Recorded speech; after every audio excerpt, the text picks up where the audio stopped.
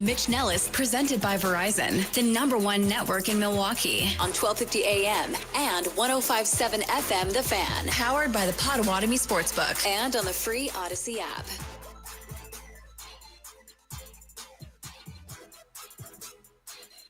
Good midday and welcome in. This is the Mason Crosby Show presented by Verizon, the official 5G network of the Green Bay Packers. My name's Mitch Ellis, and we know who is going to get beat down in the NLDS by our Milwaukee Brewers now. It is the one, the only Chicago Cubs. Good midday, Mason.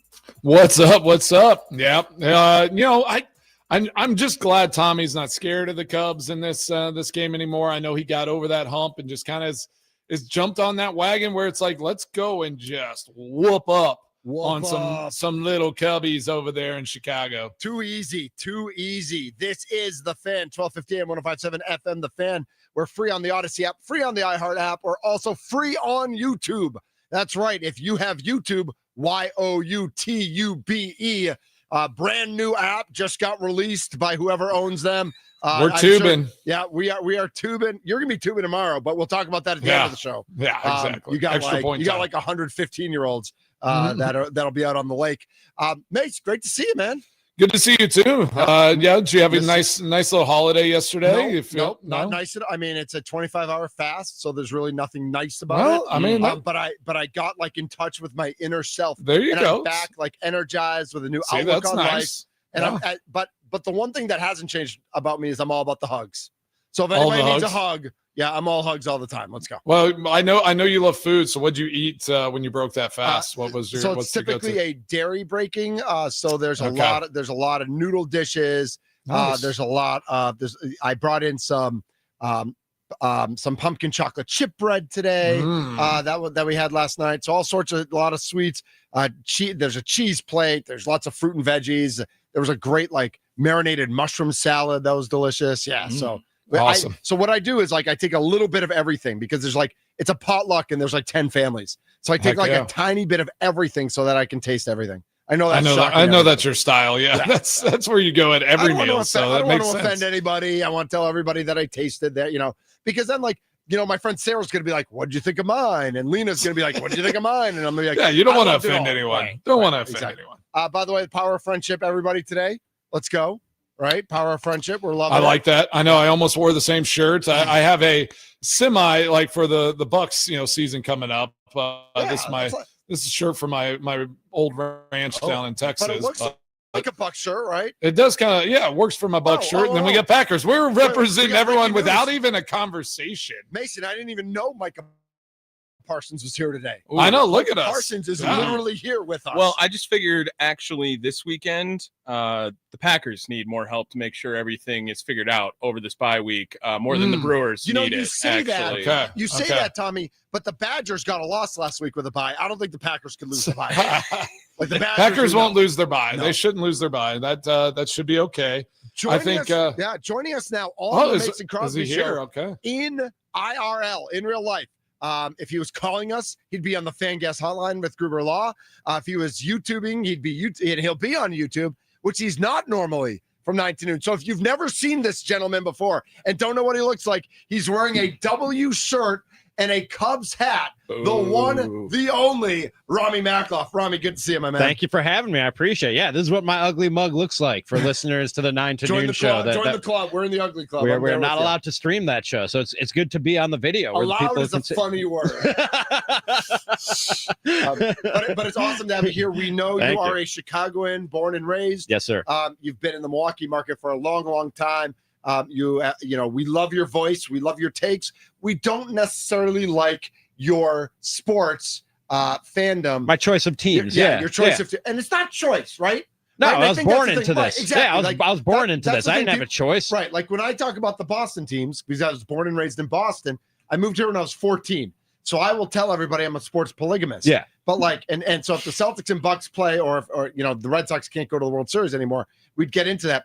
But you were born into it. Yes. And so I want to hear when you first got the job here 100 years ago, and Gary's here and Leroy's here and all the guys who've gone to Kansas City now and to all the other markets. When you first got the job as a Cubs Bears fan, what was like that first indoctrination like into Wisconsin sports? I've never had any hard or bad feelings for the Milwaukee Brewers or the Milwaukee Bucks at all. That's never been a thing. I told you, Mace. For me, it's the Cardinals. The Cardinals are my most hated team in all of sports. They're one of my most hated things in the world. Like, sure. It goes beyond the world of sports. The Bucks and the Bulls has never really been a thing. Which is surprising. Yeah, right? it's never been in my lifetime. Never really been any sort of rivalry where there's any hate. Giannis Dunleavy tackle. There was that. Yes, but I think the Bulls won that game by 743, so it didn't matter anymore. Yeah, I mean those teams have had some playoff series, but but when it comes to the Packers, when it comes to baseball, I always say if it's not going to be the Cubs, I want it to be the Brewers. Yep. When it comes to basketball, the Bulls are just irrelevant and refuse to even try to be relevant. So it's not hard for me to root for the Bucks and take my shirt off and spray champagne when they win a championship. I'd be lying if I told you I wanted good things for the Packers. I've always been upfront. I've always been upfront about that. Growing up a Bears fan, I told you, Mace. But I'm very upfront. I'm very honest about it, and I have been from day one that I walked in the building. 20 years ago. You said 100. You're making me sound pretty old. That's 20 years ago that I walked in the building. That's how old I am. Man. Well, that's it's great. I remember when I was across the street and you walked into the building because that's how old I am. Well, it's great you brought that up because that's something I was asking the guys, and I thought we'd throw out a poll question on just for Wisconsin fans, who do they despise the most, and who do they look forward to beating or going up against and having that back and forth? Is it the Cubs or is it the Bears? So for you as a Bears and Cubs fan, it's for sure the Packers. Yes. You just want just bad things for the Packers. Week 18 was my Super Bowl last year, Mason, because we don't have a lot of good things. That does, yeah. We don't have a lot to celebrate or root for in Bears fandom for a long time. So I took that W. I cracked the beer open for that W. So for me, it's beating the Packers, beating the Cardinals are my two favorite things in sports, other than winning championships. Well, hey, let's just talk then, about this Cubs Brewers matchup. What are your initial thoughts as you're looking at this? Freddie Peralta there for the Brewers. I didn't even look who's pitching for the Cubs. It'll be Matthew Boyd for the Cubs. It is Boyd, because that's short rest, right? I didn't think he was going to have a long time. Yeah. It is. They had him going in the bullpen last night just in case they needed a lefty in the ninth inning. That could also be you're throwing. That was it was probably his bullpen day anyways. But they were going to go to him if they needed a lefty in the ninth inning. They ended up not needing him. And it's short rest, but he only threw 59 pitches in that game one outing against the Padres. So he should be pretty good and ready to go for game one tomorrow. The thing I'm more worried about, Mason and Mitch and Tommy, is the Cubs bullpen. I mean, Brewers, I don't need to tell Brewers fans how Craig Counsell operates, and especially in the playoffs. He leans heavy on his bullpen, and he did so again in this series. I think he asked him to get 14 outs in game one. He asked him to get 15 outs in game two. They went with an opener in 14 in game one, 15 in game three. They went with the opener in between in game two. So their bullpen ended up throwing, I think, 4 innings in that game as well. That bullpen is taxed for the Cubs. And if game one comes down to bullpens and the Brewers can hand it off to their bullpen with the lead, I think you're feeling really good about your chances in that game one. It's a blessing for the Cubs that they have that day off between games 1 and game 2 on Sunday, and the American League will get the spotlight Sunday, and National League will get the spotlight on Monday. So that levels the playing field a little bit in terms of the bullpen getting a little bit of rest and being ready to go for game 2 and beyond. But I think the Brewers have the edge in this series because of that, because of how much the Cubs had to lean on their bullpen in the wild card series. You brought up a good point there too, Rami. It's pretty dumb to me that the Brewers have to be the 1 o'clock game in a very heated rivalry. It feels like with the most storylines by far in the playoffs remaining. What do you mean? The Yankees versus the Blue Jays isn't everyone's been putting on there. Claim Roger Clemens. What are they supposed to do? Do you feel the same way as a Cubs fan at least? I don't understand how Major League Baseball schedules things the way they do, or why they schedule things the way they do. Like yesterday, the whole game time start of Brewers and Cubs, on Saturday was hinging on the result of Yankees and Red Sox in yesterday's. Like, if the Red Sox won, Brewers and Cubs would be the night game. If the Yankees won, they get the day game. And I don't understand why that's contingent on what happens in the American League. It makes no sense to me whatsoever. It should be the night game. Like you said, Tommy, it's the one with the most and the richest storylines, with Craig Counsell, with the division rivalry and everything that goes into it. But here we are, 108 start tomorrow at AmFam Field. What do you say to the rumors of the Cubs paying off the umpire there and calling those strikes late in the game? Better question. Do you think, are Cubs cheat all the time, or is it just? How do you feel about next year the ABS strike zone coming into baseball? Right? I am so against the ABS system. No, I bet you are. No, I'm all for it. I want computers calling all the balls and strikes, but I'm not going to sit here and pretend the Cubs didn't catch a break in that game last night. They 100% did. That thing was about 2 inches out of the strike zone, and they got a generous call, and I'll take it. You know what I mean? But umpires can just be bad sometimes, man. Umpires can just be bad, and too often they are. And that, honestly, even though my team was on the right side of it, what happened last night is exactly the reason why I want the ABS system, because you can't have games as big and as pivotal as what we had yesterday hinging on what was a blown call by the umpire. And I don't know if you guys saw the clip. The Padres looked like they were ready to attack the umpires as they were making their way out to the clubhouse. That was tense, man. That was a pretty wild scene there at Wrigley Field. What was the situation, Mason, like in that Seattle replacement ref game? Like, was McCarthy yelling obscenities or anything? Oh, I mean, I'm pretty sure, the refs were in danger for a moment there. Yeah, it was. I think they had to be escorted off the field. I mean, it was bad. Everybody was pretty heated, and and then again, like, cooler heads prevail, and you're just like, okay, like, it is, we are humans. We made mistakes in the game as well. Like, we should, probably should have done some things right. So I do agree. Like, I don't love thinking that only like technology is going to be the answer for all of these things. Like, I still believe like an ABS system, like, it should be a challenge type system, right? Not just like an all the time thing, but it should be like you have a certain amount of time, times you can challenge it. Because in that situation, clearly the Padres would have challenged that call. Yes, like it was clear from even the bench that ball did and was like low and outside. But it's going to be fascinating to see what we're frustrated with next year whenever ABS is making calls for us. Like, there's going to be things we get frustrated still with all the technology and AI and everything that's coming into play these days, anyways. Yeah, we will find out, how much it's used. I'm looking forward to these calls. Like, you like it? I do. I'm looking forward to it. I'm glad they didn't have it last night, but I'm looking forward to it. Yeah. And I think we are going to react to it next year as well. Yes. Like, why didn't they use it in this situation? And why did they use it? Take the box off the screen. Take it off the screen. Then everyone can play along. Take the box off the screen. Because the box isn't 100% accurate either. Yeah, take it off. Take it off the screen. Fix baseball. I think that's a fair point. Robbie Makloff is here in the fan studios, powered by the Potawatomi Sportsbook on the Mason Crosby Show. So we've got Brewers Cubs, and you guys mentioned how, it would be nice if this rivalry was spotlit a little bit more nationally, but locally we don't need it spot. We already have the memes of the state troopers on I-94 not letting the fans in and all that sort of stuff.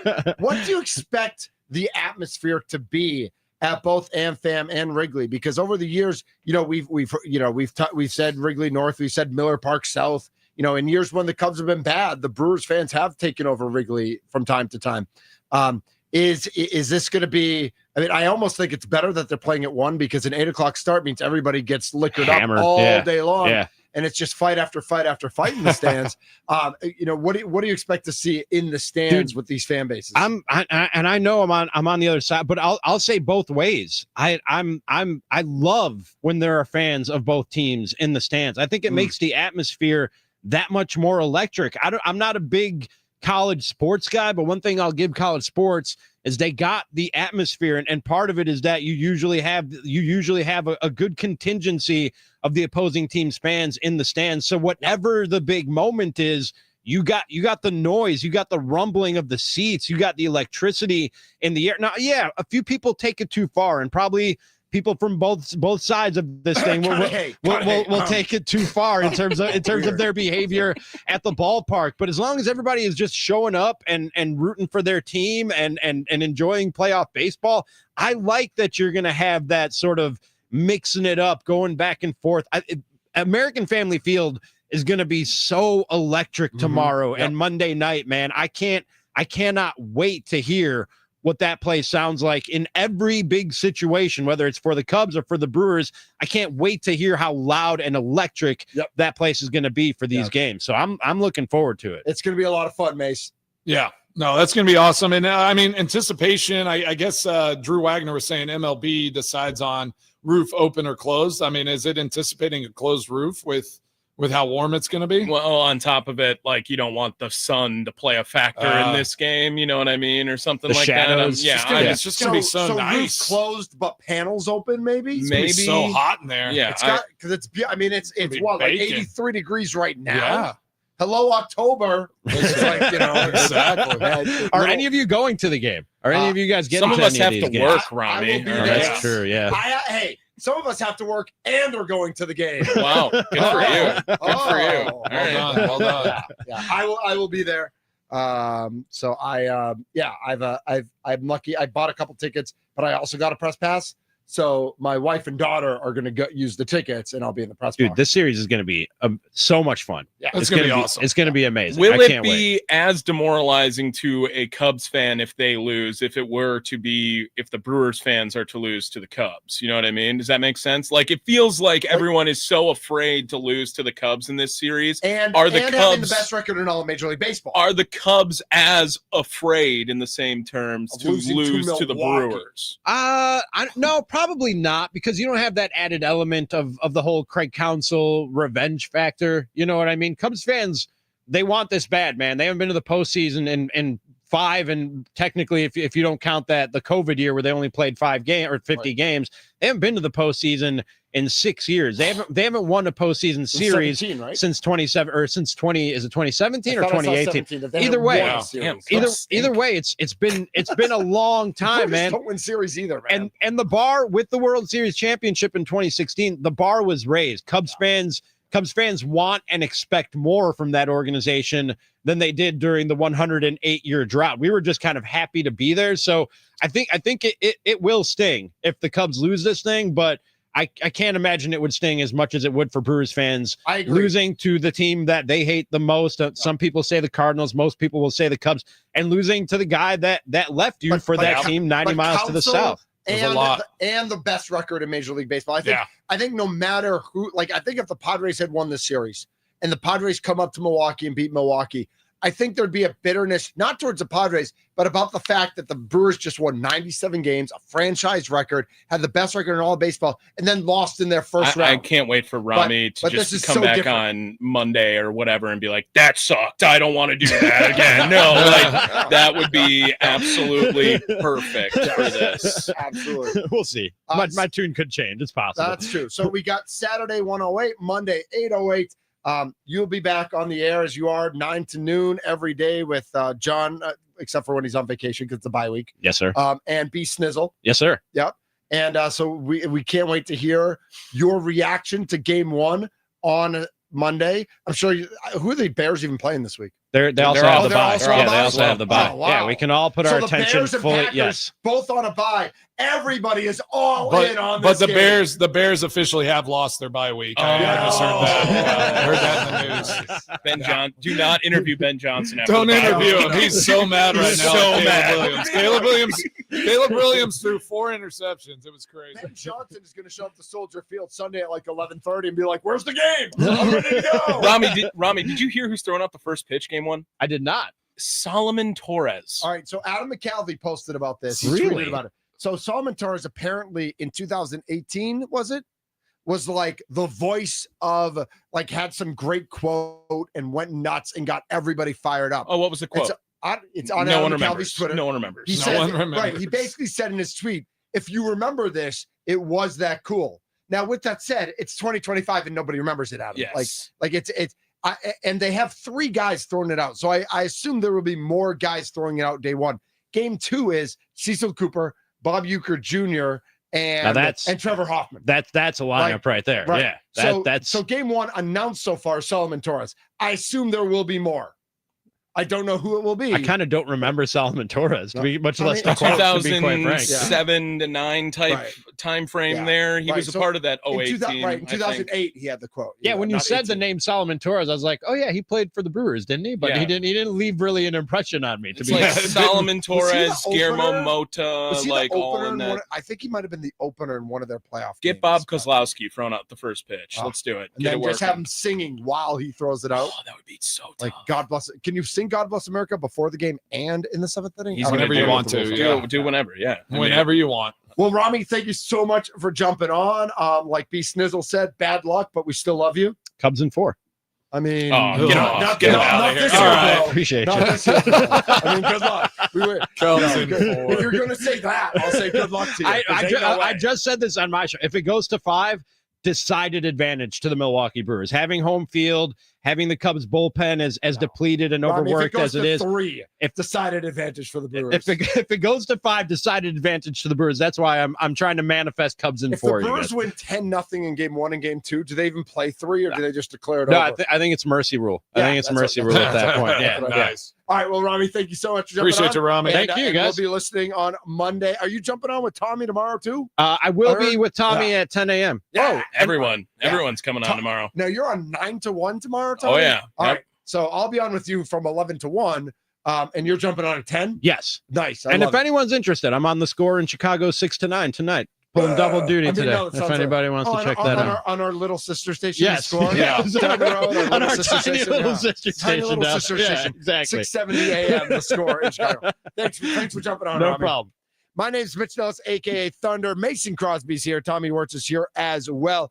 We're going to dig a little bit deeper into that Padres fracas at the end of the game last night. We've got lots of football to get to as well. We're going to make our picks. Mikey Henninger is going to jump on as well to make some fantasy advice. I definitely need it. I had all my picks, like my guys I was going to pick up this week, and then I forgot to do it Tuesday night. So like, nice. I'm in dire straits right now, fantasy wise.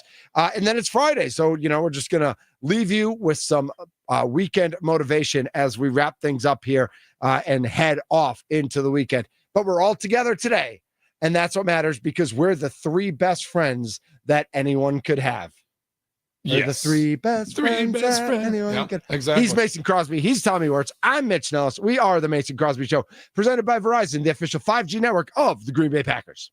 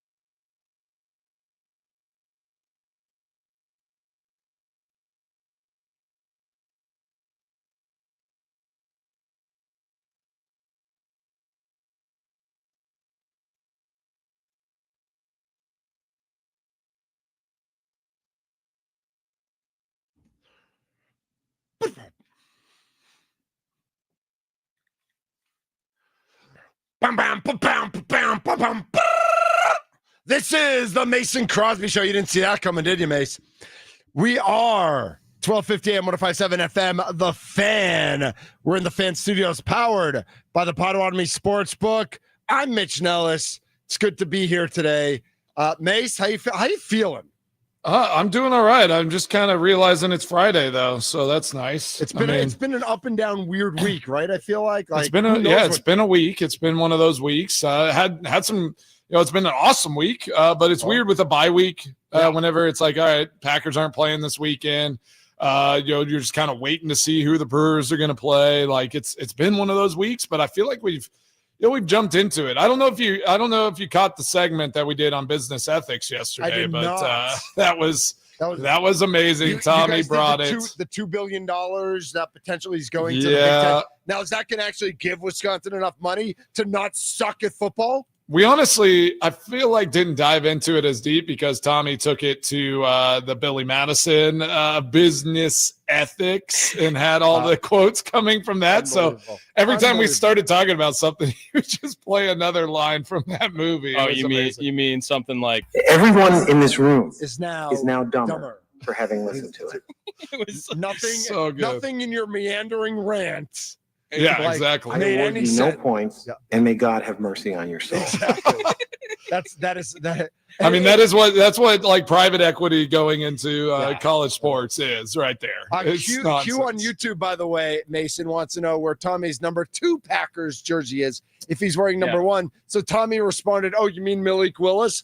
Well, I didn't. Tommy is a hater of epic proportion. Wow. I'm used to it now. I mean, he was so nice when we first started this thing, but he realized how humble I am, and he just he wanted to just keep me that way. I also own a number 2 Mason Crosby jersey. I know you do. I don't know how many people can say other than 2 of the 3 people in this chat. Wow. Whoa. Yeah, at least a couple of us have one. I mean, come on, Mitch. Where's yours? I'm ordering. I'm still going to order. Before I order that, I'm ordering my Well, I got to get Drew Wagner's ready. I was just going to let him borrow mine.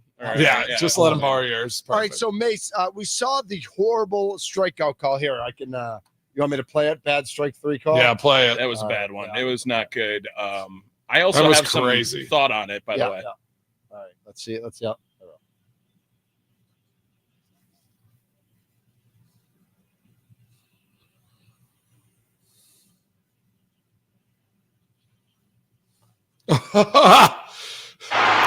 Just calls out the ump. Just bailed him out. Next year, that is a helmet tap in a millisecond. That will definitely be a hat tapper next year. Not a strike. And honestly, a great take. This is a full count take below the zone. To be able to spit on this pitch is a great at bat. He should be on first base. Yeah, he should. That is not close. I don't know who that sideline reporter is, but I love that she jumped in. That's a great way she put it. Yeah. But a huge break for the Cubs. They won't complain. They get the first out. Yeah. A leadoff walk changes the whole inning. And So the Cubs win, and that happens. And as the umps walk out through the Padres dugout, man, the Padres wanted to throw down. The Padres. But so is that how it's going to work next year? Like if you think it, like it's not going to be it's not going to be like a trigger to the ump on every. Might be. 8th and 9th inning might be okay, but any other time, like the batter has to call it. The question is, how many of those do you have a game? And that's what I was wondering. Waste it in the first or second inning. I don't know. Yeah, are they going to give you limits to it? Which I mean, I guess they should, but I'm also like, why wouldn't they just have a little buzzer? Like you're wrong, ump. Like change the call. well, and that's the other question. Like if we're going to use it, use the box, the Bible. Like are we watching? Because for each hitter, they have a differently measured box.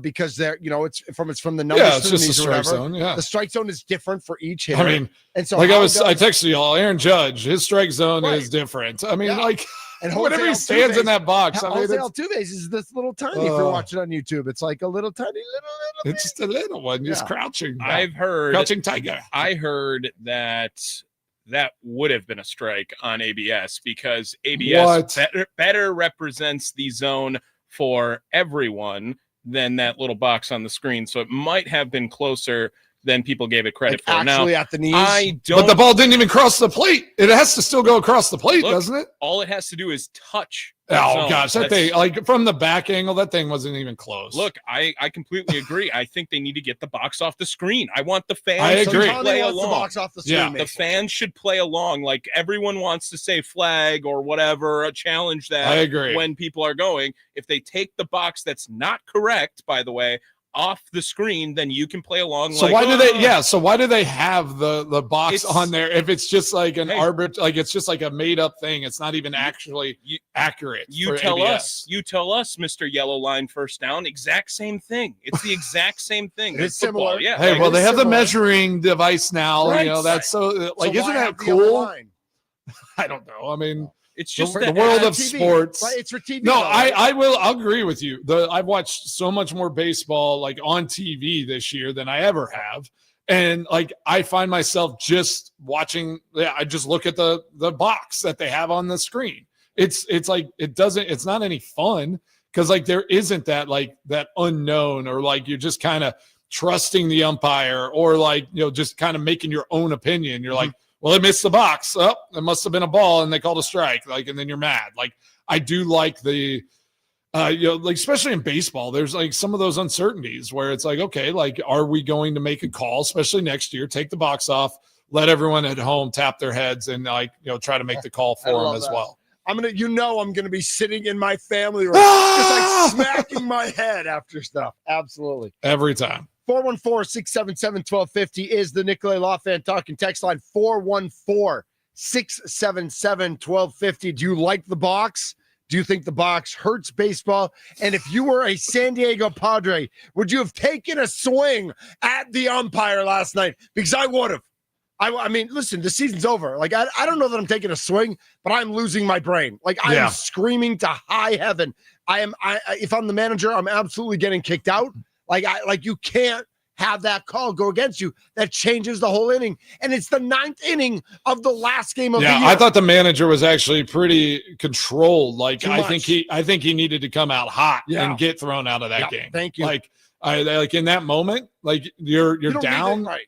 You don't need to be there. Just Nope. go get yourself thrown out. Like you needed to kick dirt. You needed to do something there. Like he came out steamed and then he almost like restrained himself. Right. And I was just like, The dude, ump must just have said something just come like- in hot. Like no argument. Like no, don't. I don't care. I'm coming in. I'm coming in hot. Yeah, I don't know how he did it. I absolutely think. for sure. Q says that coach had SoCal vibes on YouTube. So He's a San Diego Padre manager. Yeah, Although he's he's a just former chill. Cardinals manager, so he's kind of a, Just a little jack- passive aggressive. jackwagon. Yeah, exactly. This is the Mason Crosby Show. We're in the Fan Studios, powered by the Potawatomi Sportsbook. 414-677-1250. We missed Ziggy. Had texted in a question for Rami, but I'll throw it out to you anyway. Mason, does Mason Crosby's leg give Rami nightmares for what it's done to the Bears? I had some good ones, but I feel like I just feel like Aaron Rodgers, arm probably hurts. Aaron owned the Bears. Hurts his soul a lot You didn't more. own the Bears the same way that Aaron did, because like when you win by, I think I only had a couple game-winning ops against them. Yeah, so it was, but yes, it was Aaron that just owned the Bears. I mean, rightfully so. I mean, his record against them is unbelievable, and so yes, the question is, does Aaron's arm live in Rami's nightmares? And that is a for sure yes. All right, so back to the Cubs and Padres. The Cubs win the game, and Mason, as soon as the Cubs win the game, where does your head go in terms of like, now we know who the opponent is? Like, I don't know how many times you were on the Packers where you had a first round bye in the playoffs, but like watching the playoffs happen and develop, yes, you could do prep the week before, and I'm sure the Brewers, at least the coaching staff, has done prep this week about like whether they're playing the Cubs or the Padres. Yeah. But now you can focus in, and how does that change your mindset? Yeah, I think it's just a good little shift to like, all right, now we're in game mode. Now it's like, we're out of like the kind of training, getting your mind and body right, going into this postseason. Now it's like shift quick into game mode. Mm-hmm. And it happens really fast. Like you're just like, how to trigger that on. So these guys know exactly what the Cubs are. They've played them a ton. They're going to know all their nuances, their ins and outs, all the stuff. They know Craig Counsell really well. So like there's nothing like surprising is going to happen, and it's baseball, so it's there's not a ton of surprises that's going to be thrown at you anyways. But I think then it's just like, all right, then you take a deep breath and you say like, all right, we need to focus on our game. Like, what are we going to do well? What are our controllables? And I think Pat Murphy does that better than anyone, right? Oh, for sure. It's like, what do we control well? We can control our pitching, our fielding, and our batting. Let's just keep it simple, and we go out there and win. I mean, this Brewers team should handle business, especially these first two games at home. I feel like I would be disappointed if they're not 2-0 coming out of home. Yeah, I mean agree. It's hard to imagine them not having a lead going to Chicago. I agree. I know you were probably watching football last night, but the Red Sox in Game 2 and last night in Game 3 severely had their defense let them down, and I think that's like we've talked about it all season long. Like as Brewers fans, we assume and listen, things can go crazy in the playoffs. We all know that. We all were alive in 2014. Yeah. But if the Brewers just do Brewers things, at least they won't have to worry about that aspect of their game. That's true. I saw one of I think it was the Dodgers game, the right fielder Hernandez. Yeah. Like probably one of the worst like pop fly drops I've ever seen. I didn't see it, in Major League Baseball. Baseball. Not a good field. Teoscar, right? I know he's not a good fielder. It was crazy. Like he's running, like his glove position. I mean, he was like, he had his glove like this, trying to catch the ball. Like it was like upside down, and it hit him right on the wrist. It's like teaching 10-year-olds. Oh yeah, it's like, hey, like get your glove right. Yeah. Get your glove right. Let's just hold it. How many times do I tell kids to turn their glove? But luckily, it's the Dodgers, and they ended up still winning. But Exactly. yeah, I mean, I think those are going to be some difference makers, and you see that in the postseason in all sports, right? Yeah. It's who minimizes mistakes. Like, do you just play clean style of ball and then go out there and just do all the little things really well? Like, whoever just focuses in and does the details and takes care of their own house will go out and win a game. Just don't let your own team beat you. Like, don't make mistakes. Don't beat yourself. Don't beat yourself. And I mean, that's what we talk about with the Packers right now. It's like, don't beat yourself. And how often do we say that? And we need to stop saying that, because it's like they need to get past that point where if a better team comes in and thumps you, okay, you can deal with that. But do not stop beating yourself. And I think the Brewers probably, that's why they have the best record in baseball. They do that better than anyone. They just play their style of baseball, stick to it, and they don't beat themselves up. He's Mason Crosby. He's Tommy Wirtz. I'm Mitch Nellis, a.k.a. Thunder. We'll touch a little bit more on Brewers Cubs in the last segment of the show. We did want to talk about last night's Thursday night football game because they had an overtime situation, and we want to compare that overtime situation and decision-making with what we saw last Sunday night in our Green Bay Packers. Compare some Sean McVay and Matt LaFleur as well. Mikey Henninger, Brew to Basement Fantasy Football, will join us at 1. Get your fantasy football questions in at 414-677-1250 or on the YouTube channel. I know we got a lot of YouTube comments going as well. Tubers. We'll make our weekly picks at 1:20. And then, of course, we will head off into the weekend where the Wisconsin Badgers football team hopes it stays Friday forever. Because if Saturday never comes, they can't lose to Michigan. Gosh, I'm picking Wisconsin. Oh, God, I hate it. Please do. Please do. That's an Please automatic. do. Please do. Take the L. Yep. This is the Mason Crosby Show, presented by Verizon, the official 5G network of the Green Bay Packers. Oh.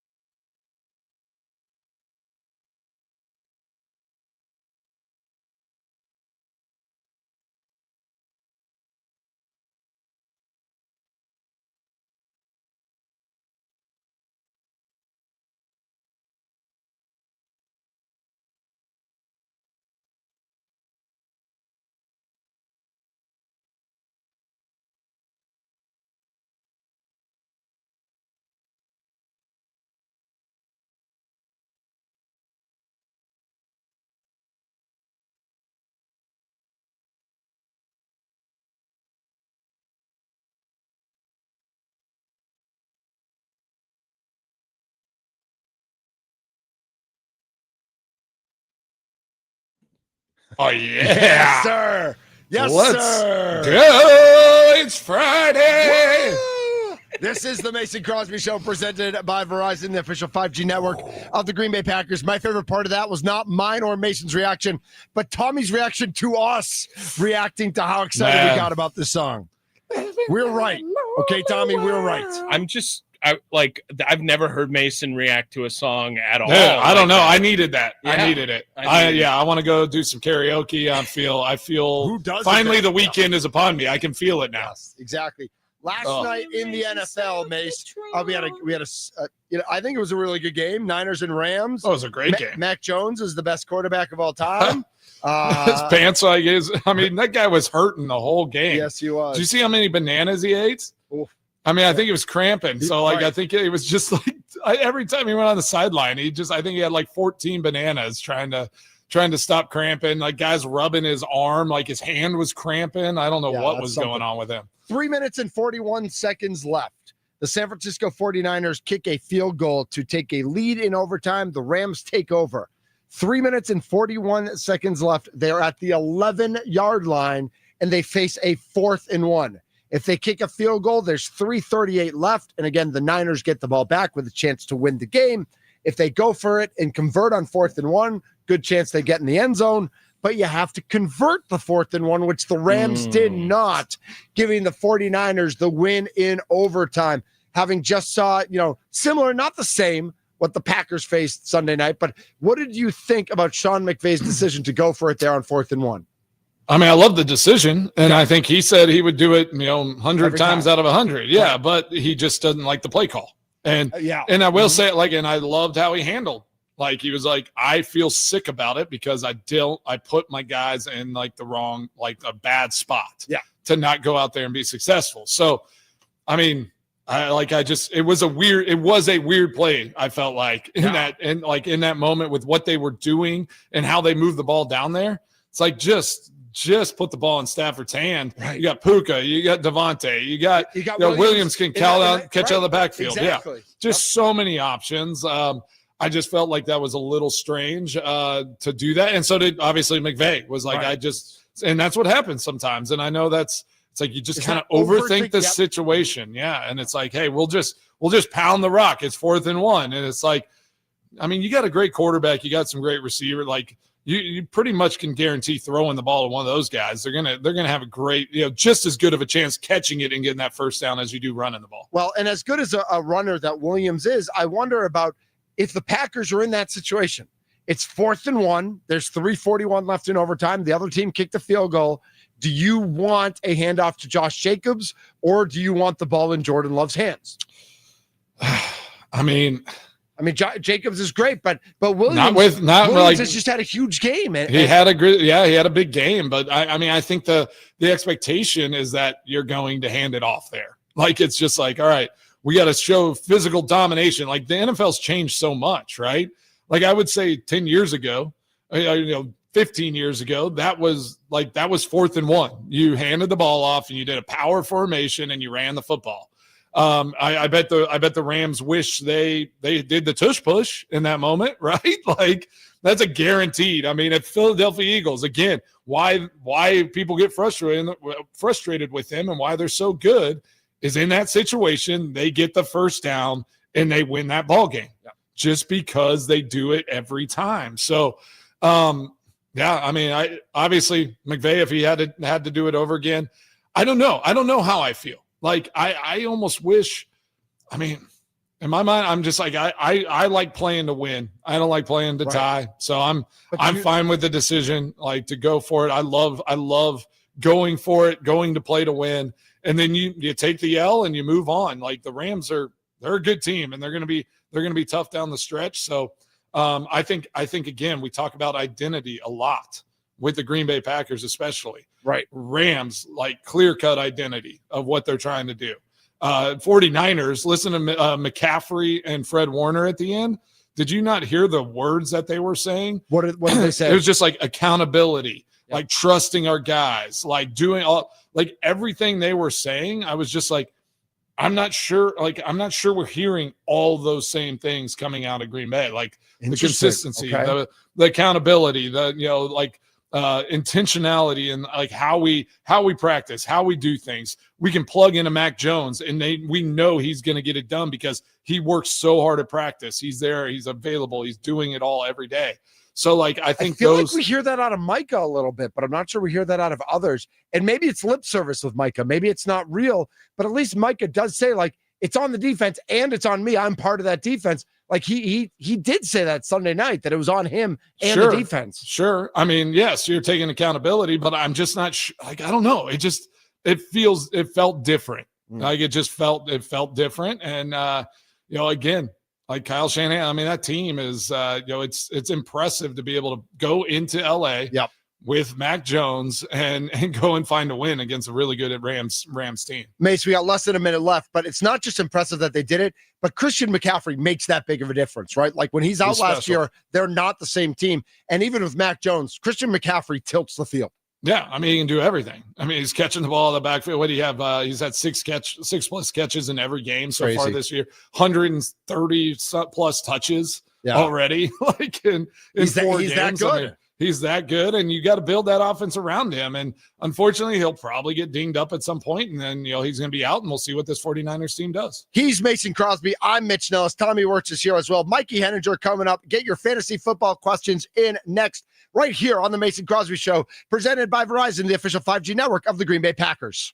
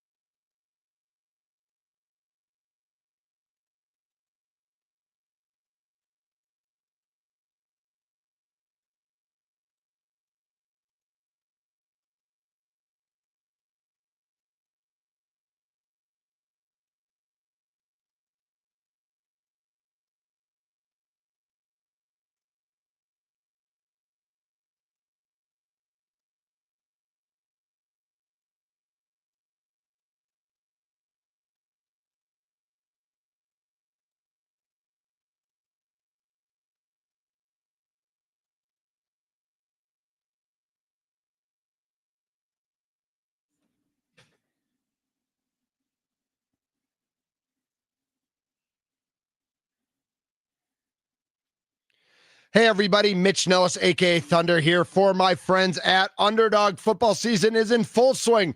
Underdog's the best place to get in all the action. You can make your picks and win money right now in Wisconsin.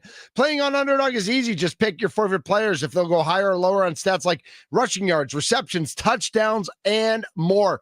This week on Underdog, I'm probably not going with Dylan Gabriel, but I kind of want to go higher yards for Dylan Gabriel. Just see what happens. I'm also checking out Malik Washington and Wan'Dale Robinson, and if you don't know who they are, you soon will. And of course, tomorrow, Bryce Terang. Download the app today. Sign up with promo code ThunderMKE to score $100 in bonus funds or entries when you play your first $5. That's promo code ThunderMKE.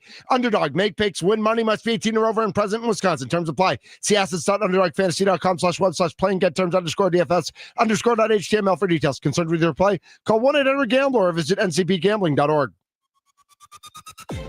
A Super Bowl champion. The Green Bay Packers have won the Super Bowl. The Packers' all-time leading scorer. A game winner for Mason Crosby. It's time for the Mason Crosby Show with Mitch Nellis, presented by Verizon, the #1 network in Milwaukee, on 1250 AM and 105.7 FM The Fan, powered by the Potawatomi Sportsbook, and on the free Odyssey app. Yeah, boy. Welcome into hour number 2 of the Mason Crosby Show. My name is Mitch Nellis, a.k.a. Thunder. Tommy Wirtz is here, and the kicker is loving life. It's almost the weekend. He is the one. He is the only. He is the Mason Crosby. And I was just checking out. I was making some moves on my fantasy lineup. So it sets us up well for our next segment. I hadn't looked at it all week. Luckily, I did have Christian McCaffrey last night, so that was pretty good. Yep, I had Christian in one of my leagues, and that went really well. I did have Kyron Williams on my bench, though. That one did not work as well. That's kind of in my friends and family one, though, so I don't care as much. Joining us now on the Mason Crosby Show, joining us on the Fan Guest Hotline powered by Gruber Law from Basement Brewed Fantasy Football. He joins us every Friday. Mikey Henninger. Mikey, what's going on, my man? What's up, fellas? I'm feeling very Brew Crew in 3 this Friday. How you guys doing? We are. All right. It's our friendship. It's the pocket pancakes. It's all the above. I mean, listen, it's just when you've got a team that's really good and a team that's like filled with scrubs. Like, come on, we know the answer here. Right? It's Brewers in 3. Let's go. Yeah, that's all that makes sense. Yep. So great to have you on. And, we had Thursday Night Football, some consequential players play last night. And I mentioned this to Mason before we went to break last segment, just about like how big of a difference on the field in real life, but also how big of a difference in the fantasy world is Christian McCaffrey. Like he tilts the field in games and he tilts the field in fantasy. He's a cheat code, man. He's a cheat code. Even if you removed his rushing statistics, he's like a top 5 wide receiver in all of fantasy football. So you're getting a top 10 running back and a top 10 wide receiver at the same time out on the field. It's a cheat code for sure. That's awesome. I love it. Well, I have to give you, Mikey. Last week, I did have Goddard come in, and he had a good week for me. So my tight end room did not disappoint. Yep. He looks questionable this week, so I just added Ertz for the Commanders. I don't know. I mean, he was top of the list. I thought that might be a decent option, but I'm just piecing something together. I got Zach Ertz number 2 on my streamer cheat sheet that I put together. So I'm cool with that. The only one above that is Juwan Johnson, who's probably not available in your league anyway. So you probably have the number 1 streamer, at least on my sheet. Yep, he was not available. So I'm, I feel like I'm in good position. I'm feeling pretty happy about it. Obviously, McCaffrey got me off to a good start. Yep. Did you have any thoughts like on a game last night? With Mac Jones, was that something that you put out there? Like, hey, Mac Jones could be someone that you might want to just on your daily fantasy throw into a game here. Not him, but I did send out a notification to all my members about Kendrick Bourne, who had like 10 catches. Get 100 catches. Yeah, he had 10 catches, like 150 yards. It was a very terrific moment in the Basement Brood fantasy football community yesterday. But yeah, I sent out a notification on Wednesday night or Thursday morning that said, if you're desperate for a wide receiver, give Kendrick Bourne a look. And thank goodness it paid off, right? It's never good when you send that notification out and it doesn't. But yeah, Kendrick Bourne, he paid the bills yesterday for sure. He did. And as somebody who has Ricky Pearsall on one of his teams, Kendrick Bourne would have been a nice pickup last night. But I did want to get into wide receivers. Mikey Henninger joining us on the Fan today. Basement Brood Fantasy Football. Go to basementbroodff.com for all the information and to sign up for those newsletters that he's talking about. And 414-677-1250 is the Nicolay Law Fan Talking text line. 414-677-1250 if you want to get your fantasy questions in. I've got two names I want to throw out at you and who you think, because we saw two season-ending injuries last week. We saw Tyreek Hill and Malik Neighbors go down. And so the question was Wan'Dale Robinson and Malik Washington. Wan'Dale Robinson, the next guy up for the Giants. Malik Washington, the next guy up for the Dolphins. Are these two guys worth picking up? Are they worth starting? What is your thoughts about these two? And you can group them or you can process them individually. Wan'Dale Robinson for sure. He's basically a sure thing to finish as the Giants' de facto wide receiver 1 in 2025 at this point. That offense should continue to look better with each week that passes. I mean, Malik Neighbors had an insane 30.1% target share before he got hurt. So there are 10 plus targets that are now available that need to find new homes. And Wan'Dale Robinson is absolutely the next man up. I would also consider adding Darius Slayton. He should be a nice boomer bust veteran wide receiver 4/flex. Yeah. And we've seen him be successful in the past. It's not going to be a consistent weekly play, but as bye weeks start to settle in, he could be a nice boomer bust option for you. Now for Malik Washington, that's a little bit of a different story because while he's theoretically the next man up, he's pretty specific to the slot for the Miami Dolphins. So I don't expect his role to change all that much. Instead, Nick Westbrook-Ikhine, shout out to my boy Derek Devereaux, who was banging that drum for months. But Nick Westbrook-Ikhine should be the next guy up, the next man to man the outside and kind of fill in Tyreek Hill's role. Now, Nick Westbrook-Ikhine is not Tyreek Hill, and it's important that people don't expect that coming into the fantasy season. But that's fair. It's probably going to be the Jalen Waddle show more than anything, as well as more targets for Devon Achane, a couple targets for Darren Waller. I'm not expecting Malik Washington to go through this huge upgrade without Tyreek Hill, but Wan'Dale Robinson, absolutely. Got it. Nice. I love that. So with Packers on a bye week, kind of what are the main things you're looking at right now? Yeah. Packers are on bye, Bears are on bye, Falcons are on bye, Steelers are on bye. There's a lot, right? So thankfully, no Packers, no Bears, and no Aaron Rodgers. Yeah, no Packers, no Bears, and no Penix with an X. Pretty much no football this weekend. Like, what are we even doing this weekend? Yeah, I mean, thankfully / not thankfully, I guess there were a lot of injuries, a lot of waiver wire pickups this week. Like Chuba Hubbard for the Panthers isn't going, meaning you could fly over to your waiver wire and scoop up Rico Dowdle. We saw the same thing with the Arizona Cardinals. Trey Benson's on IR, so now you can go get Amari DeMercado, Michael Carter, Rashad White's going to fill in for Bucky Irving. So there's a lot of waiver wire maneuvering happening, and it's good timing with, once bye weeks settle in, things get a little bit tricky, and there's definitely some options.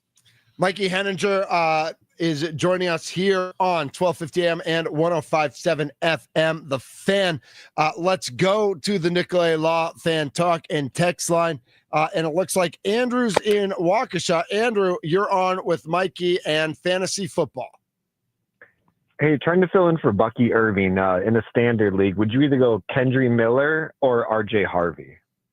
RJ Harvey's. Whoa. First of all, what teams are those guys on? Like, I don't even know who those guys are. Come on. Saints and Broncos. Saints and Broncos? Oh, so the first get guy. Your ball knowledge up. Come on. What are you doing? All right. So Harvey, I think, but the other guy is Alvin Kamara's backup, and it looks like he's getting more and more play. Is that right?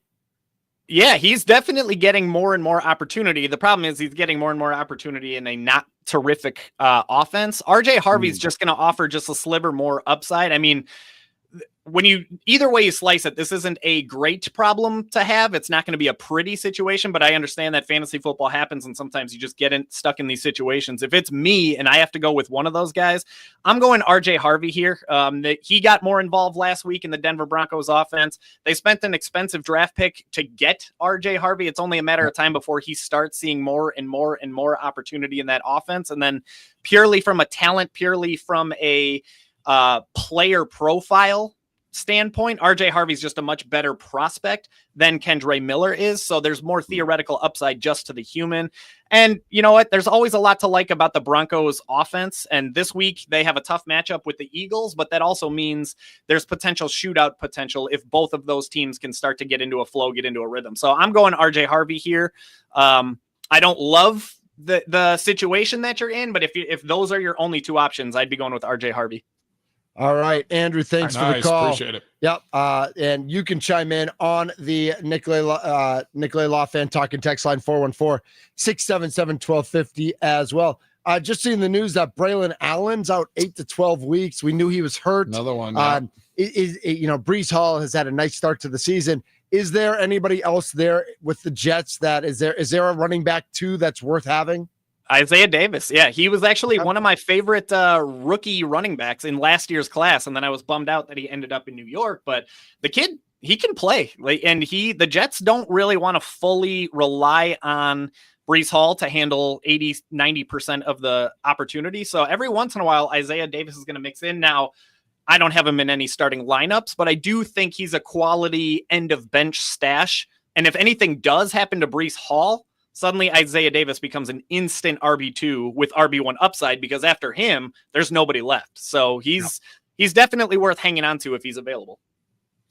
But you made a great point, Mikey, earlier about and Mason, you've seen this. It seems like there's more injuries than we've seen in past years. We talked about it with quarterback position last week, especially, but Irving's out, Braylon Allen now out, Hubbard's out, and the list goes on and on. It's like, man, there's a lot of guys. And Mikey, how important is it if you have a running back one that you handcuff that running back with their backup?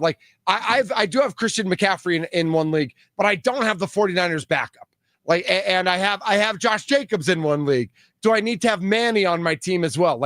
How do you know which teams you should handcuff your starter with and who you shouldn't? All right, man. So this is going to create a little bit of controversy. But you don't believe in the handcuff. I do not believe in the handcuff. Oh, in fact, I knew you understand. No handcuffs for Mikey. Confirmed. All right. No, a lot of people are taught and trained that they need to handcuff the running back. But here's the thing, Mitch. You lose Christian McCaffrey, Brian Robinson's not going to save your season.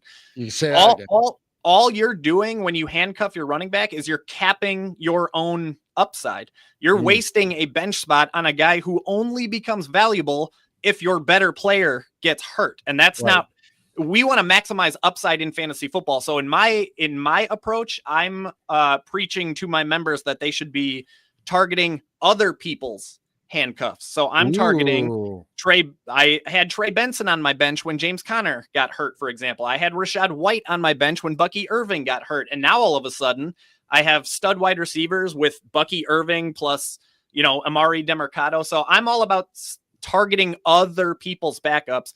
And I'm not too worried about, I don't want to build my roster thinking about my guys getting hurt because safety doesn't win in fantasy football. You want to maximize upside. So I'm not going after my own handcuffs. I'm going after other handcuffs. All right, Mikey, I got my question for you. First of all, Jamar Chase sucks. I just want to put that out there right now. Why? Yeah. Do you not understand the quarterback situation? I'm telling you that Jamar Chase as a fantasy football player sucks right now. Mikey, fact or fiction? Wow. As a fantasy football option, true. True. Thank you. Unbelievable. Thank you. I will continue now. Troy Franklin, I picked up last week. Okay. Yeah. But as you told us to. But I also have Jameson Williams, and they're going up against the crappy Bengals this week. Love Jameson this week. And that's my flex right now. And I don't think my three wide receiver situation is Jamar Chase, Ted McMillan, Jameson Williams. And I'm done trusting Jerry Jeudy. Troy Franklin gives me some sort of maybe to my game, but is that the right 3 configuration? Jamar Chase, Ted McMillan, Jameson Williams, or should I fit Troy Franklin in there somewhere? You know, man, Jameson Williams is always going to be a boom bust option for you. And this week in particular, I don't love him to boom. I mean, the Lions are 10.5 point favorites over the Bengals. And that's a good thing, right? That means they're going to score a lot of points. But typically when you see that kind of spread, when it's a 2-score spread, that turns into the type of run heavy approach that the Lions would prefer to employ. What about that sweep action? You know what I mean? Like, could be. Could be, but if Jared Goff, I mean, he threw fewer than 29 pass attempts in each of the last 3 games, and that has shown up in Jameson Williams' box scores. He's not getting any action. He's not getting any attention. And this week, if Jared Goff's only going to throw it 25 times, Jameson Williams, I mean, his target share is just 17.1%. We're talking maybe 4, maybe 5 targets, whereas Troy Franklin, Broncos could be trailing in that game. They're going against the Eagles. They're going to have to put the ball in the air. Troy Franklin's their number 2, sometimes number 1 option. You just have a better target potential with Troy Franklin. Now, you arguably have more touchdown potential with Jameson Williams. So, to me, Tommy, if I'm in your position, I don't know if you had any guys going on Thursday Night Football, if your opponent is stacked. I don't know if you feel like you need floor and safety versus upside and touchdowns. If you can just go the safer. I did have the guy he picked up Tungus yesterday, so that's literally picked him up yesterday. I'm telling you what I'm thinking, Mikey. I want to bench Jamar Chase. I really do. I want to put Troy Franklin in for Jamar Chase. Jamar Chase stinks. He stinks. He shouldn't have been fantasy one if Joe Burrow wasn't there. Do it, Tommy. But that's what I'm thinking. Prove us all wrong. He's got one 30-point game, which raises his averages of 15 a game. Really, he's good for 8. And it sucks. And I just think that Troy Franklin, he gets way more targets, and Jake Browning stinks. I have the same question on the Bengals front. So I have T. Higgins, and he's just a trash wagon. Also stinks. A trash wagon. In my league, Shakir, is it Shakir for the Bills? Khalil. Yeah. He's available. Would you swap those? At this point, yeah, especially if you just need. But would you drop T or would you just bench T? I mean, he's not going to get better. I mean, I don't think. Are they going to get more points? I mean, if they go and trade for Jameis Winston, he'll get better. Jameis Winston. Jameis. Yep. Jameis Winston. I don't know why they're not making that call, but why are they not going and getting somebody? Like, it makes no sense. I don't know. Kirk There's Cousins, a lot of good 2-team quarterbacks out there. Like they have quarterbacks sitting and waiting, ready to roll. That they could get for nothing. Jameis Winston, they could spend a 7th round pick and get Jameis Winston. But I'm fine. Jameis is my favorite. Jamarius Winston. I'm fine with benching T. Higgins in favor of Khalil Shakir. That one's fine. It's not going to be a ton of upside, but at this point with T. Higgins, I mean, pretty much all you're hoping for with the Bengals offense right now is that they throw the ball 40 times because they're trailing so big to the Lions, and they just luck their way into catches. I mean, that could happen. We've seen that happen. That's part of figuring it out. What do you got, Tommy? I got one from Scott here. Yep. My RBs are Achane, Judkins, Kamara, Mason. I only have 4 bench spots. Obviously can't drop one of those dudes for Carter, DeMarcado, or Dowdle, right? That is correct. Yeah.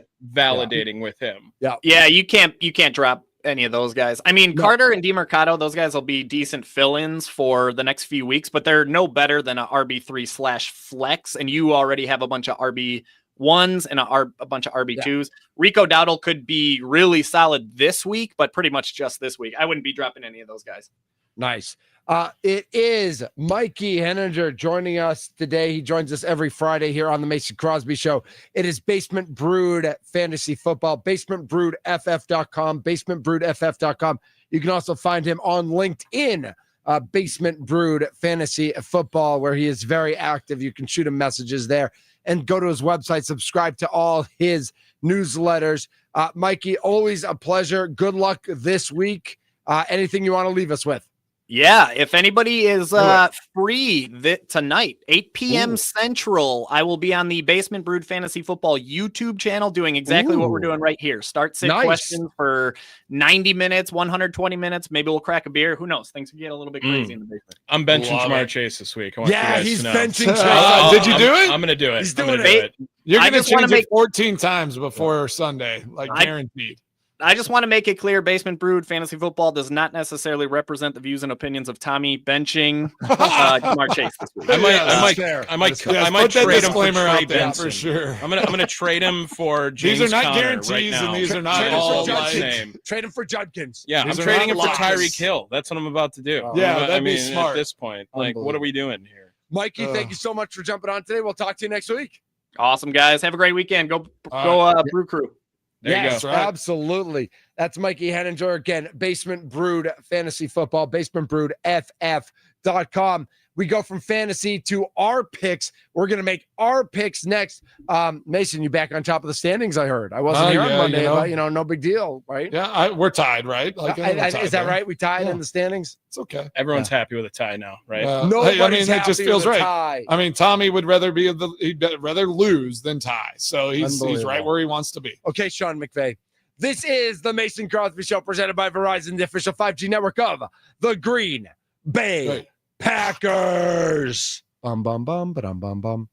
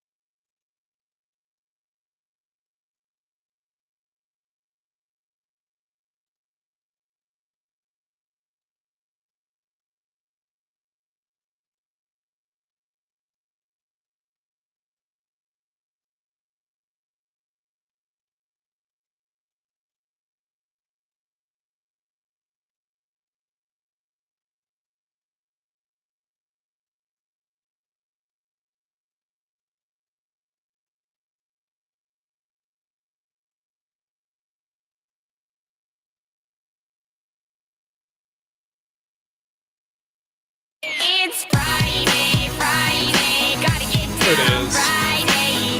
Everybody's looking forward. Yeah. Now it's the Mason Crosby show on a Friday. Thank you. Right? Am I wrong? Partying. Yeah. Partying. Yeah. Fun.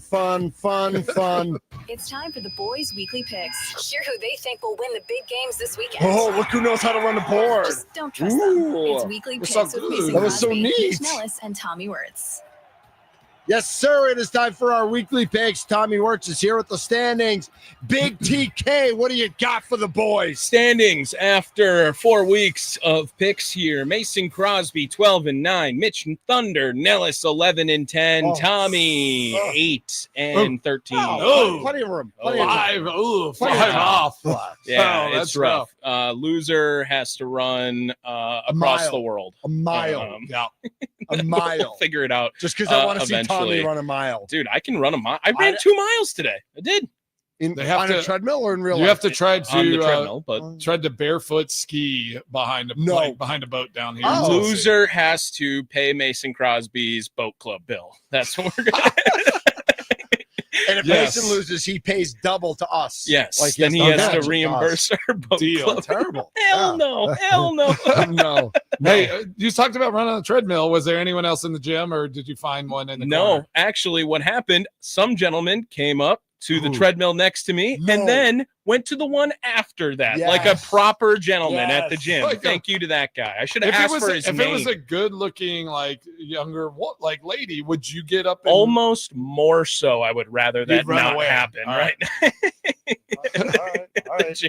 You know what's the least sexiest thing about me? Me on a treadmill at any time. So I am totally okay if that Love does it. not happen. Love I it. am so fine. I with that. just pictured you like trying to turn it up so you look good, and Yeah. then like the fall facing the treadmill bounce. Right on the side of the face. running as Yeah. fast as I can.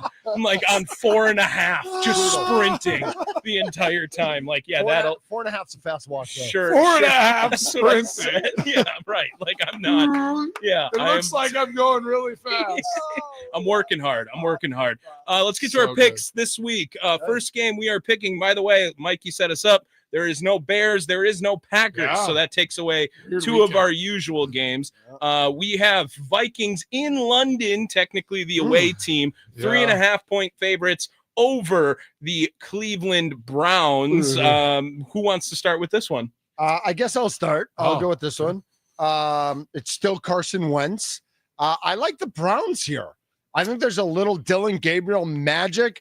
I think Carson Wentz is a fraud, and I think the Browns defense runs the day. I think I think the Vikings win by 3 or they tie 7-7 in just a terrible no offense 7-7. game. I'll take the Browns plus the 3.5. Man, now I need a shower for picking the Browns. Gross. It does Well, sound gross. Yeah. Mason, you got this next one too? Yeah, I mean, it's funny you said that because I was looking at that, like with the 3.5, I'm taking the Browns too. Yeah. Vikings have been over there for like a week, like 2 weeks now, Yeah. right? I mean, they've They been live over. They live there. Yeah, now. they've lived They there. live Like yeah. maybe a little advantage. They've gotten used to the time zone. They're going to be cooked when they come back, though. Yeah. I mean, like, they're Picking- done. I assume they have a bye next week. They'll have a bye after, yeah. But I like Browns at the minus 3.5. Man, getting plus 3.5, getting the 3.5. I really wanted to take the Browns, but I'm going to use the You're gonna excuse. try to come back? I'm going to turn it around, and I will take the Vikings because Dylan Gabriel's first game in the NFL, and Brian Flores just going to blitz the entire game. that So could be- I he will could. take the Vikings then in this one to cover 3.5. Next game, Lions 10.5 point favorites over Drew's favorite sports franchise of all time, the Cincinnati Bengals. A lot of NFC North, AFC North battles going on this I week. mean, correct. is Yeah. anyone not taking? No, we're the all taking Lions? Detroit, right? I mean, Yeah, Right. Yeah. they I mean, stink. like Bengals stink, that man. line could be 17 Yes. and a half. Yep. I mean, Oh, 17.5 is a great segue here to our Wisconsin Badgers and Michigan Yep, you see it? Wolverines. I'm Wow. getting good at this Wow. this whole radio media thing. That is the line. The Badgers going Is it? to the big house. Okay. Because earlier this week, oh, you're right. Earlier this week, it was 19.5. I Yeah. thought. I have something gross to do right now. Yeah. Oh, okay. The Badgers are going to lose by 17 in this game. Oh, you're taking the Badgers? I'm taking the Badgers to cover 17.5. Just to further solidify, I did say they're going to lose, but just to continue to be angry that every time I pick them, they also will not cover the spread to prove a point that the University of Madison is not poor. They are lazy with NIL money. Thank you. I agree with you on that. Yeah, I agree on that comment. Yes, it looks like Michigan can score points. Yeah, so I'm taking Michigan. I'm taking Michigan all day. Yeah, forget it. Big chance for Tommy this week. Is this the first time I haven't taken the Badgers? So they're probably going to win. This is a great up for you. Yeah, I've taken them every time. I took them against Alabama. Oh yeah, and they almost covered. They had a shot and they blew it. Well, as that 22.5 against the against Alabama. Yeah, it was not good. Q, I know that they did not cover against Alabama. This is more that this is bigger than football. My message here, picking the 42-3 Badgers is not a cover for the Badgers. Yes. In case you were wondering. Speaking of Bama, Vandy at Bama is going to be a game that we picked this week as well, because I'm feeling really good about Vandy this week at 10.5-point dogs at Tuscaloosa. I think everyone thinks Kalen DeBoer is out of the woods now. Like, he's back. He's all in. Bama's back. Out of the woods. And I think that it's a perfect opportunity for Diego Pavia to just go out there, slap him in the face. Guy's getting mentored by Johnny Manziel now, apparently. He's not afraid to just talk too. And I'm all get in. That hype up. I'm all in on Vandy. He's your type of guy. Covering. I think they can win outright, but I'm going to say 10.5 in favor of Vandy. Man, if they won outright, that'd be amazing. I'm right there with you. I'm going Vandy. I mean, I got to roll with Vandy. Like, they beat Alabama. It wasn't in Nashville last year, but I think this Vandy team's legit. Like, I think they are a good team. Like, they have a legitimate shot of going down there and maybe even trying to steal a win in Tuscaloosa. So I believe they're going to cover that 10.5 all day. I thought that was pretty high whenever I first saw it. So I'm with you guys. I really like Vandy. I like them a lot. But I think if Alabama is up 3 or 6 or 7 in the fourth quarter, I think they could score 2 touchdowns in the last 5 minutes. I think they're still mad about the loss. I think they want to prove that Georgia wasn't a fluke. I will take Alabama on this one. And I love Vandy. But I just think Alabama is still playing with that chip on their shoulders. And we get to our solo game, so everyone gets to pick a game. All betting odds courtesy of the Potawatomi Sportsbook, by the way. Forgot to mention that as well. Can I just request to go last for this one? Yes. Sure. Okay, yeah. Whoever wants to start, go ahead. Do you want to tell me who you're going? So I don't. No, because I have 2 plans now. If you do, one of you do steal it, because I don't think you will. Are you taking Freddie tomorrow? I am asking both of you to go first. That's all I'm going to say. That's all you'll say. That's all I'm You taking the Phillies tomorrow? Right, I'll go first. Are you going baseball? Go ahead, Mason. I'll go first. He won't even answer. He won't answer. He's stone cold. He's got a plan, which I like. He's been he's been tapping into his producer skills. Well, I love the Armed Forces games. So I'm going to pick the Navy Air Force game, and I'm going to roll with Navy. And I think they're minus 12.5, but I'm taking Navy to win that one. Shout out the Navy. All right. And I have some friends. Shout out to the Hansons up there in Green Bay. Yep. They actually have a nephew and a niece that are at the Naval Academy. Very cool. Big Navy family. So shout out to them. So it's Navy all day. I'm about to steal one of Tommy's. Go ahead, Mitch. I'm going to take the New York Football Giants. Oh, yes, the New York Football Giants are plus 1.5 at New Orleans. New Orleans, to win a game, they're favored in a football game, and they're not going to win the game. So I don't understand how. That is weird. Yeah, that is weird how that works. I don't understand. Plus 1.5, right? Is that what it is? Plus 1.5. I will take the New York Football Giants. Giants are playing better. I know that a lot of times you get that bump one game into switching quarterbacks, kind of why I took Dylan Gabriel, and that could fall back to earth for the Giants. But I think the Saints are that bad that I take the Giants. Although I will give honorable mentions to both the Brewers and the Phillies. I like the Brewers and the Phillies tomorrow. So just throwing that out there. Like the Brewers and the Phillies. Okay, well, I'll get into my he's got production. Okay, I would like everyone to know that during this time of Badger struggle, I am pledging my allegiance to the Texas Tech Red Raiders as my football team. Because they spend that money. Because they spend that money. Amazing. However, Amazing.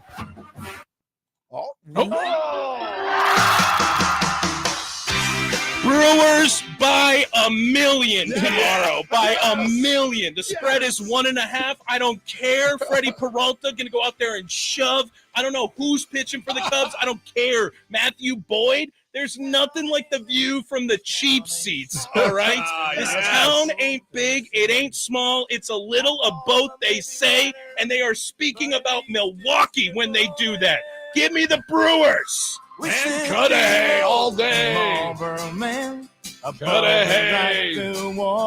Oh, heck yeah. Baby. Love it. I love it. Yeah, buddy. We are so close to the weekend and so close to this Brewers Cubs matchup on Saturday. I cannot wait. I appreciate that, Tommy. Nicely done. Yeah. Turning Well up the done. heat. Tommy taking the Milwaukee Brewers and Freddie to just deal tomorrow. I cannot wait for 1:08 p.m. tomorrow. Let's go. He's Mason Crosby. I'm Mitch Nellis. Tommy Wirtz is running the show here at 12:50 a.m. 105.7 FM. The Fan. Free on the Odyssey app. Free on YouTube and on the YouTube app. And you know we are presented by Verizon, the official 5G network of the Green Bay Packers. Mason's Extra Points and special food items at AmFam Field for the playoffs coming up next on the Mason Crosby Show. Heck yeah. They're not that bad, they're not that good, but all in all is understood. Love it.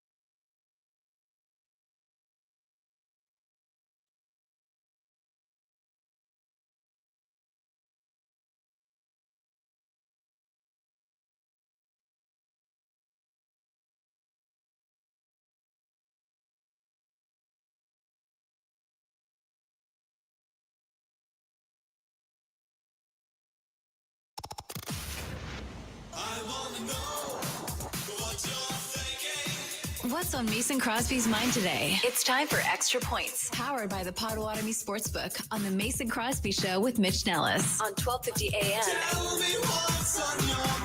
and 105.7 FM, The Fan.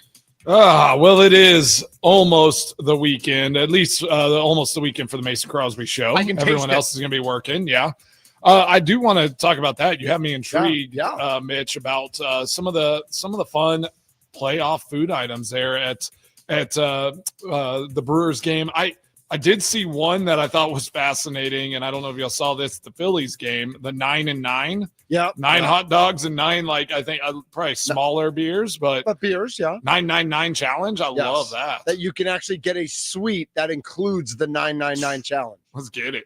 Because JJ Watt did it, but he did it in like 3 innings, which we actually talked about. That's kind of cheating, because then you're like drinking the beers almost too fast. You're not letting it build up in your tummy. Like, you got to do it over 9 innings. Okay. Doing it so too that's short. The stretch. Yes. Yeah, you got to stretch it. Yeah. Exactly. All right, so what do they got going over there at the Brewers? All sorts of stuff. There's 2-foot nachos, a bed of tortilla chips split half Milwaukee style. That's beer, cheese, and brat crumbles, and half whatever the Chicago style is.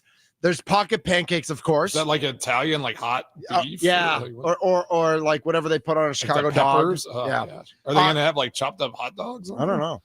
There's pocket pancakes. That's the regular pack or the double chicken and pancakes, kind of like chicken and waffles. Nice. Totally tipsy Polish, a giant 1.5-foot Polish sausage topped with beer onions, brown mustard, pickled peppers, Bavarian sprinkles, and French fries. Standard. The griddle stack, that's a beef patty, a breakfast sausage patty, American cheese, a pocket pancake, and maple peppercorn mayo.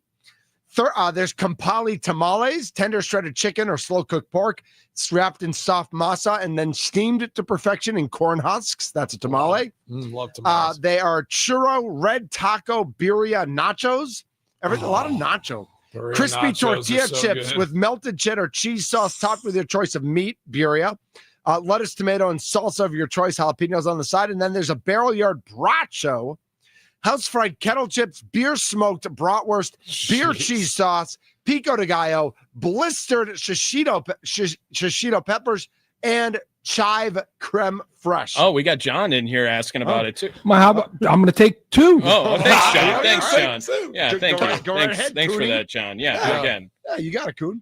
Well, I mean, it sounds like Nacho Fest over there. It does sound like Nacho Fest. Oh, well, I love blistered shishito peppers, by the way. I love nachos. Okay. Like at the club here in Nashville, they have like brisket nachos. Oh, like straight off. Say less. So good. Unbelievable. So yes, good. That smoky flavor. Oh, man, I'm hungry. Yeah. I'm not going to lie. I'm hungry right now. What have you been doing for lunch now that we're noon to 2? Like, when do you eat? I think I forget lunch most days. Same. Yeah. Like, I'm so confused about what to do here. I kind of have I got a little coffee buzz going. So like, I don't know. I need to find a rhythm on eating lunch and getting something. Same. Oh yeah. Yeah. Oh, just hit the salt. That's what I eat instead. That's what I eat for lunch. We just have salt for lunch. Yeah. Just straight through the bloodstream. Mason, I will say that yesterday during my 25-hour fast, like, harder than the food is the coffee. Like, because when you have coffee every day, if you don't have coffee, you get that caffeine headache, right? Yeah. And that's the hardest part. You're just kind of like twitching out a little bit. Yeah. Like zombie a little bit. Yeah. You just go into like a quiet space and just kind of meditate and just kind of reflect on everything. What are you going to meditate about this weekend? Well, I'm gonna, like I said, I'm taking 6 teenage boys out on the lake tomorrow morning. So we're gonna be doing that. How many of them will flip off the back of the boat on purpose, like flipping, like doing flips while you're? Yeah, I'm sure we'll go. There's some cliff jumping that will be going down there at the lake. I'm gonna take them tubing, maybe a little wake surfing. What are they gonna get to eat? Like, do they? I don't know. I was gonna ask Nolan. I'm like, hey, I'll grab some snacks. We'll have some, little snacks, little picnic on the. Are there spots on the lake? Like, are there restaurants or anything? Like, can you give? No, this lake doesn't have any restaurants, but it's it's got some cool little anchor spots and like some islands where you can pop in. Okay. Go over there, have a little snack. The boys are just going to probably want a tube and kind of crush it for a couple hours. And then Nolan and I, it's actually a bachelor weekend. Oh, Nolan and I just crushing it this weekend. Well, Molly, I got to give her a shout out. She's actually decided about 10 days ago, and in pure Crosby Molly fashion, that she was going to run the Bellin half marathon. So, in Green Bay? In Green Bay. So she's in Green Bay right now? She'll be in Green Bay this weekend. She's not Tommy, there now. We should grab dinner with Molly. I know. Had I thought this through, so Nolan with his concussion and we don't kind of going just through that, Nolan and I decided to stay back, but I'm like, man, like, had I timed it right, I mean, I could have been at the Brewers game tomorrow. You know, watching some baseball this weekend. But yeah, Nolan and I are going to be bacheloring it up. Molly and 3 of the girls are going to Green Bay, and then Elizabeth is at Disney with my parents right now. So and recording audio for Tommy. We're scattered all over the place. Yes, yeah. Elizabeth can do anything. Does, yeah. Right. Yeah, she's out there crushing it. So my parents take all the grandkids whenever they turn 10 for their 10th birthday trip. They take them. Just my parents and that kid to Disney World. Dude, so Karen and Jim are the best. They are the best. Can I turn 10 again? I know. I was like, I want to go to Disney with Karen and the twins. You know, twins are going to be next, and I'm like, they hey, going together? Or I are they think going I'll separate? need some support, so I need to go. Like, I love going to Disney and cruising around. Really? It's like, it's one of my favorite. I would places. go to Disney, and I love seeing the been a kids. while. The kids, you know, just being there is the best part for sure. Well, sounds like a great weekend, man. So big weekend. Nolan and I are going to go on the boat. We're going to golf probably both days. Nolan's got that golf bug, so we're going to be out there just hitting balls. And you know, he's a teenager, so it's like, you know, this fun weekend with dad, and then all of a sudden he's like, hey, can I hang out with some of the guys? You know, can we? All of a sudden I got all these plans with all of his boys. Yeah. That's how it works. You should get him to go do something else, and then you could get like a poker game going or something. Yeah, exactly. Or just have the house quiet. That's true. Quiet house is going to be insane. Well, I know you got Vandy and Alabama on your radar tomorrow, and then Florida State, Miami. Miami. Miami's at Florida State. But remember, Brewers, Cubs at 1, Yankees, Blue Jays at 3, Dodgers, Phillies at 5:30, Tigers, Mariners at 7:30. It's day 1 of the quadruple header Major League Baseball playoffs that count now that we're out of the wild card round. And 1:08 tomorrow, man. It's Liverpool plays tomorrow too, just in case y'all. When is Walsall playing? Yeah, Walsall plays usually 9 a.m. I haven't looked at what time they're playing tomorrow, but yeah, I mean they're top of the table, boys. So they should be. Need to get them rolling. 9 a.m. tomorrow morning. Liverpool plays at 11:30 against Chelsea. You know, if y'all just want to watch a footy match. Chelsea. So I went whenever we played in London, I went to Stamford Bridge and watched Chelsea play. Stamford Bridge isn't in Pulisic, California? America's great, scored 2 goals for Chelsea, which was awesome. You can't knock it. Like go to a match over there. Yeah, we go, and it will feel like it feels as close to like a Lambeau Field type experience where you go. It's like in a neighborhood, like it's just like the community is fully invested. I was going to agree with what you're going to say. I don't want to put any pressure on Mason, but this year when Walsall plays to go up a league, and hopefully they don't have to qualify, and the whole Mason Crosby show goes to London, not just I Mason will Crosby. say that I would rather go to a Walsall game than any Premier League game. I agree with that take from Mitch. Let's Nellis. get something on the books. Yeah, next spring we'll go to a Walsall game and we will do. We have to do an international show. Of course. Yeah. I would do that. God. Just bring it in. That rundown timesheets are just going to be. the times are going to throw you. I'll take care of the times. We'll be on American Standard Time. Do they use military time? American Standard Time. I love What is going on? All right. I just want to remind everybody that the leadoff show is on the road tomorrow. So in addition to Tommy doing 5 to 6 tonight, tomorrow from 9 to 1, okay? 4 hours from 9 to 1 at Kelly's Bleachers. Yeah, buddy. Brought to you by Sun Cruiser Vodka Iced Tea. It's going to be Tommy Wirtz from 9 to 1. And I just got an email from Sparky with the lineup. Mason's going to be joining the show at 9 o'clock. Right off the bat. Maybe I might be boat. about to be getting on the boat at that point or on the boat. So. Tim Dillard is joining the show at 9:25. Josh Albrecht from the morning show Inside Wisconsin Sports is going to be joining at 9:45 from the stadium parking lot, already tailgating. Then Rami is going to be in person getting his ass beat for wearing all that Cubs gear. Yeah, he is. Then B. Snizzle, Brandon Snide, B. Snizzle is going to be on at 10:25. Then Trevor, who is with Josh Albrecht, will be out from the stadium parking lot at 11. Sparky is going to be at Kelly's Bleachers at 11:40. Austin Herdina and Drew Wagner will join in the noon hour. Dang. I will be on with Tommy from 11 to 1. Charlie will be on with Tommy from 9 to 11. It's going to be an absolute blast tomorrow. Let's go, game one. It's Tommy's world. We're just limiting it. I love this from the Nicolay Law Fan Talking text line. Remove all names Chicago style from your businesses this week. Yes. I love that Yes. from the 262. I agree. No Chicago style in Milwaukee. If you want Chicago style, go south. They stink. He's Mason Crosby. He's Tommy Orts. My name is Michelle, a.k.a. Thunder. This has been the Mason Crosby Show, presented by Verizon, the official 5G network of the Green Bay Packers. I was